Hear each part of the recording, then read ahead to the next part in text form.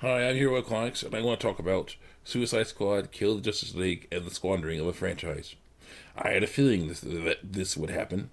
The deluxe edition of Suicide Squad, Kill the Justice League is now $5.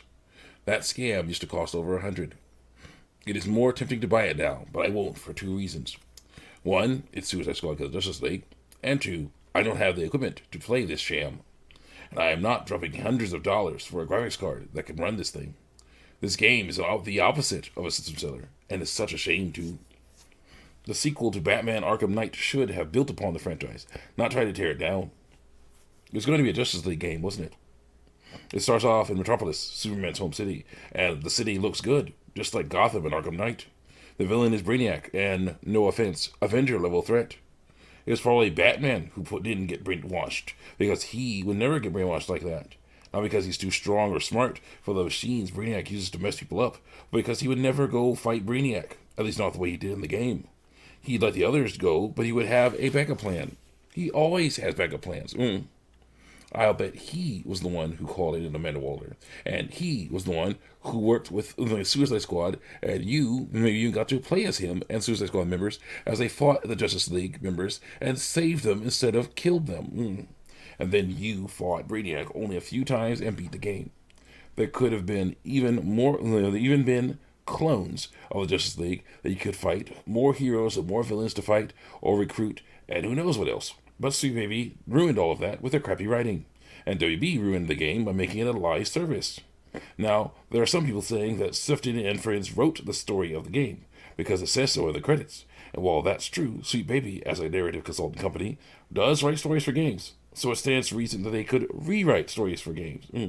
And all the Sweet Baby story points in it, Suicide Squad Kill the Justice League fits right in with all the other game sequels they've ruined.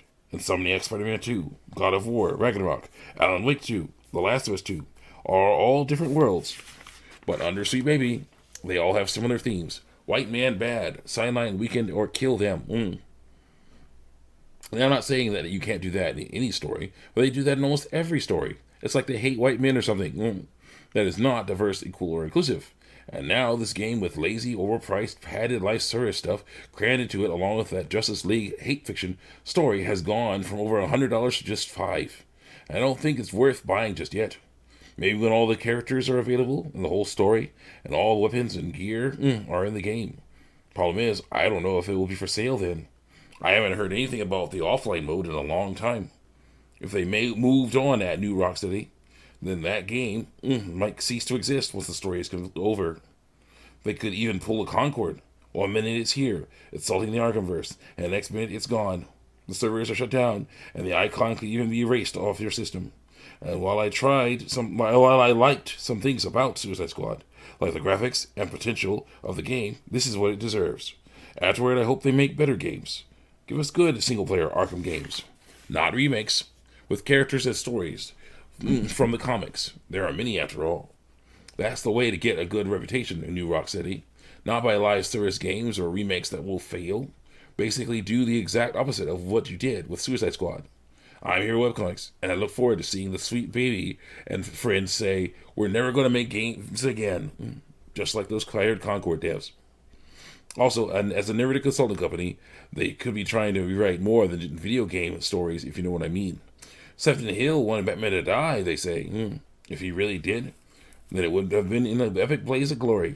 He probably would have fought Superman in his Frank Miller armor and died, or at least looked like he died.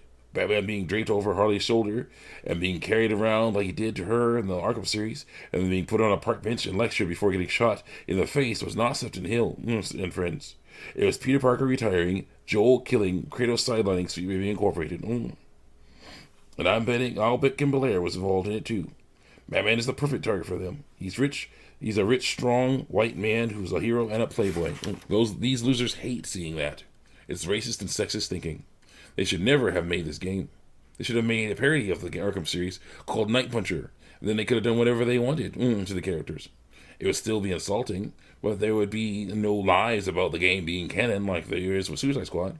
But they didn't do that. They made an unintentional parody instead. And now that overpriced insulting thing is at bargain bin prices. Maybe when it has all the characters and all the story, weapons and gear in it, and you can play it offline, I will buy it and play it for everyone. It will be fun to mock the game with Sweet Baby Incorporated for making it. And speaking of which, thank you, Suicide Squad Killer Justice League.